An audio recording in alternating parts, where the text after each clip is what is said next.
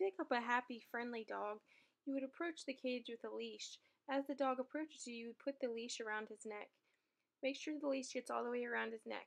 Then you would pick up the dog in the appropriate position and walk him to the exam table. Make sure he is properly being held on the exam table at all times.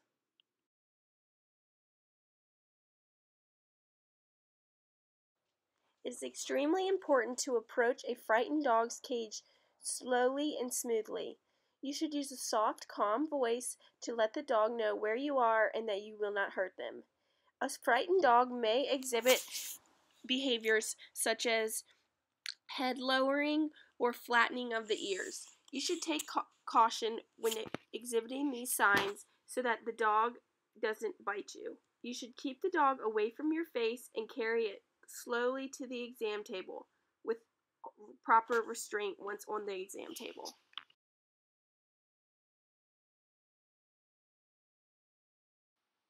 It is important when transporting a dog from a cage in the treatment area to an exam room that you use a leash that is securely around the dog's neck.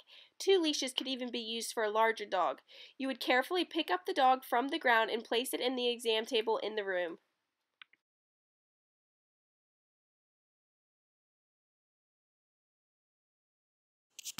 It is important to properly restrain the animal for the doctor to do a physical exam so that the dog doesn't harm itself, the doctor, or you. The dog must be held under its neck to prevent it moving forward and backwards, and under its stomach to prevent it from moving around side to side. If the dog starts to move, you can hug the dog closer to you. However, it is also advised to use the least amount of restraint possible so that the dog is more comfortable. The doctor will start the exam by examining the ears, eyes, nose, listening to the heart, and pulse. It is extremely important on your part to keep the dog still so that the doctor can complete an accurate exam. It is also extremely important to keep the dog still while the doctor administers an injection. If the dog is moving around, the doctor could slip and accidentally harm the animal in some way.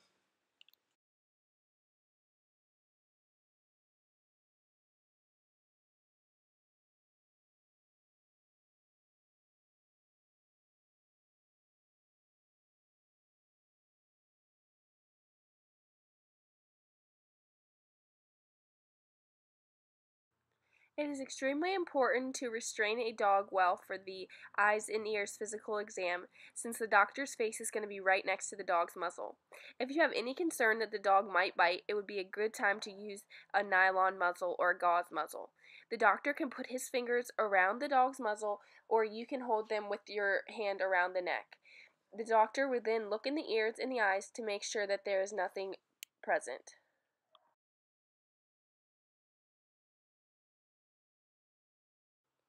If the dog is showing any signs of aggression, you should use a nylon muzzle. The muzzle can be applied from coming from behind and clicking the snap behind the dog's neck. It is important that you choose the right size and secure it properly.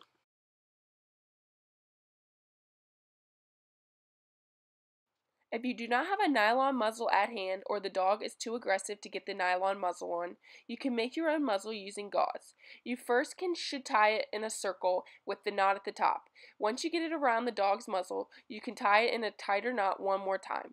Then the extra pieces can go around to the back of the dog's neck, and you should tie it in a bow type knot.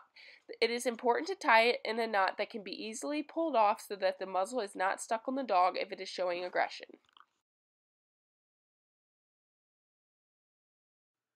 It is important to have a properly secured e-collar in order for a pet to not be able to chew or lick their incision. Licking the incision could cause a severe infection. To apply an e-collar, you slip the collar over the head and tie the string tightly in a knot. Make sure that the e-collar goes to the end and past the nose so that the dog can't chew around the e-collar.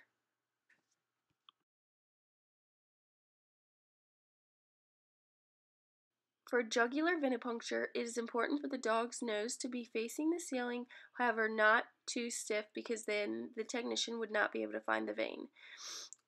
You should hold the collar up with your pinkies so that it is not in the way of the person trying to find the vein. Make sure the dog is secure under your left or right elbow.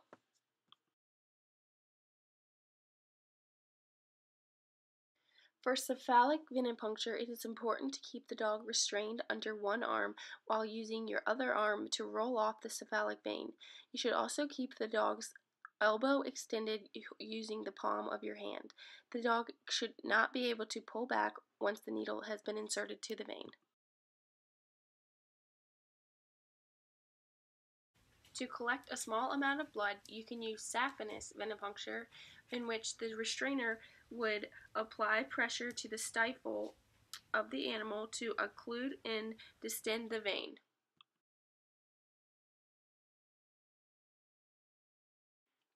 When assessing vital signs, that would include temperature, respiratory rate, gum color, capillary refill time, and hydration. To take a temperature, insert a clean probe into the lube, then into the dog's rectum. The temperature should be between 100 and 102.2. A respiratory rate would be taken by counting the lungs expansion for 15 seconds, then multiply that number by 4 and get around 16 to 32 breaths per minute.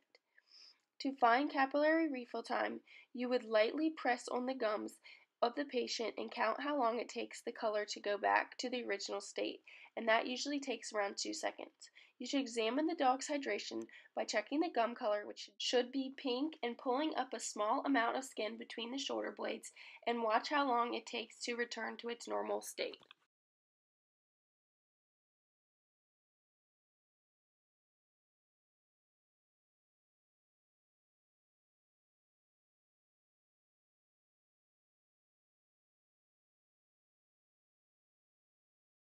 A femoral pulse can be measured by lightly placing 2 fingers on the femoral artery and counting the pulse for 15 seconds.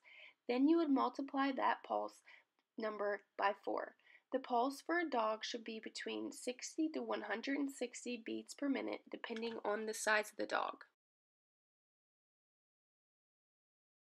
To confirm gender on a patient, you would check for penis or vulva with the animal in lateral recumbency.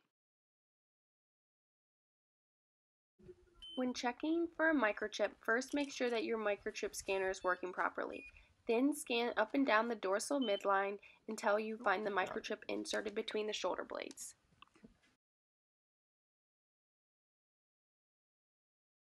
To administer an oral tablet, you would hold the dog's mouth open right behind the canines. Once you have shoved the pill down the back of its throat, you would hold its mouth shut and rub its chin and neck to make it swallow.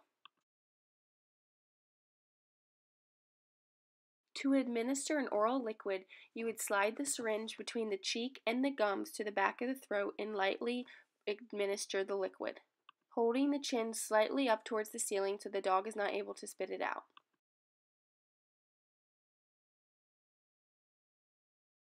Holding the dog under your left elbow, you should use your left hand to open the eyelid and use your right hand to administer the medication into the eye.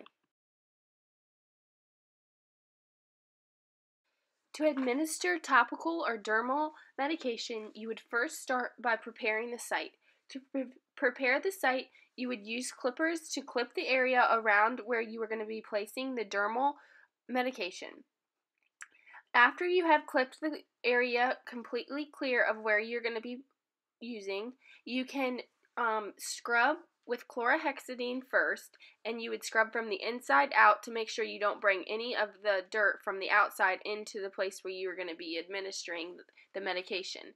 After you have cleared with chlorhexidine, you can then use alcohol to securely scrub the site.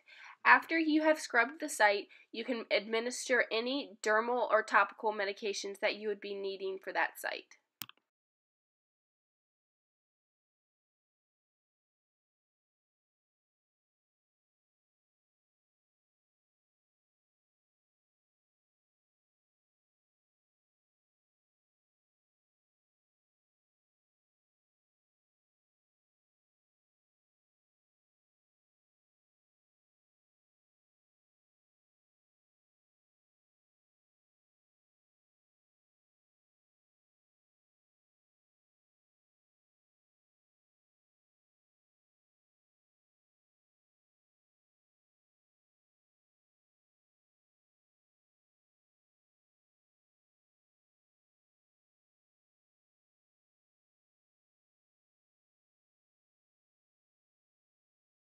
To administer sub-Q injections, you would pull up a large chunk of skin between the shoulder blades of the animal.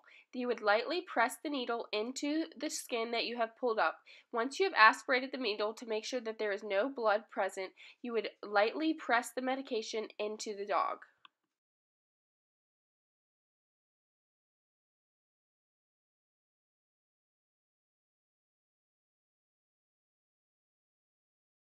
To administer an intradermal injection, you would pull back the skin just like you would the sub-Q injection. Instead, you would put the needle at a 15 degrees angle instead of 60 and lightly press the medication into the dog's skin. This can be used for allergy testing. To express the anal glands, you would first put on gloves and grab some paper towels. After you put on the gloves, you would lube up 2 of your fingers. You would locate the anal sacs behind the anal mucosa at approximately 5 and 7 o'clock. Gently press your thumb on the outside of the dog's anus to grip the inside sacs and squeeze lightly.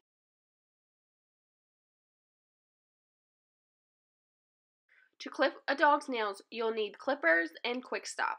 You can have the dog in either lateral recumbency or standing up.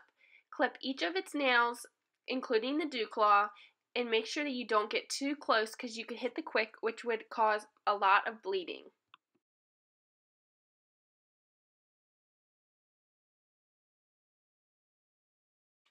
I chose to use my dog to clean her ears because her ears needed to be clean and she is very easy to clean her ears.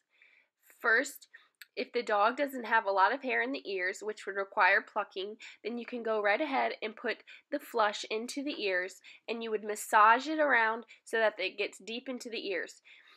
Usually the dog or cat shakes its head to get the excess wax out. Once the dog has shaken its head, you can use a Q-tip or gauze to get the excess brown wax out. 3 drops and massage just like you did the flush to make sure that it gets far in there. It is okay if the dog shakes, but you want to make sure that everything got into the ear. Obviously, you would do the same thing for the other ear. Just make sure that the doctor approves medication for both ears.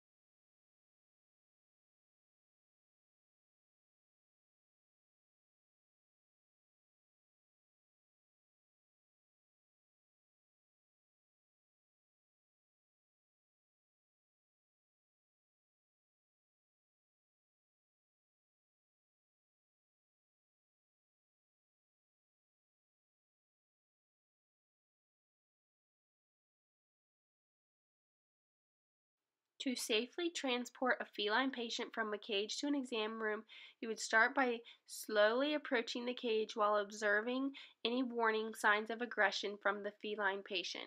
Once you have captured the patient, you would hold it by its scruff with its front 2 paws in the other hand and its body underneath your elbow close to your body. A nylon muzzle can be used for a feline patient if it is showing aggression. Once the muzzle is placed over the face, make sure that the cat's nose is clearly through the opening so that the cat can breathe normally.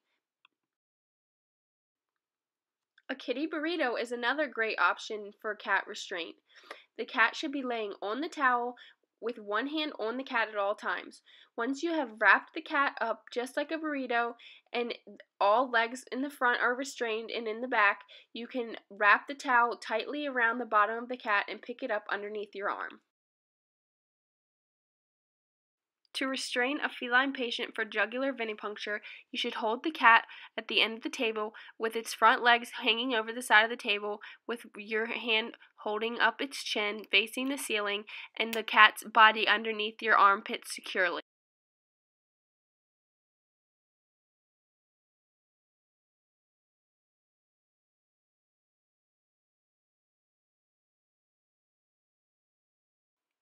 To restrain a feline patient for cephalic venipuncture, you would scruff the cat in one hand with your other hand holding off the vein and keeping your palm behind its elbow so it cannot move its leg. To restrain a feline patient for a femoral venipuncture, you would have the cat in lateral recumbency while scruffing and holding one of its legs towards its stomach and firmly pressing down with your hand on the femoral vein for the vein to pop out and the technician to be able to find the vein easily. To restrain a feline patient in lateral stretch, you would place the patient in lateral recumbency with the scruff in your left hand and its back legs in your right hand while pulling back on its back legs and pushing forward with your left hand. To clip the nails of a feline patient, you would do it much like the canine patient. You can do it in lateral recumbency, or if it is a good patient, you can do it standing up. You would also need clippers and quick stop, and you would clip the nails right behind the quick so you do not hit a blood vessel. If you do hit a blood vessel, you can use the quick stop to numb the pain and clot the bleeding.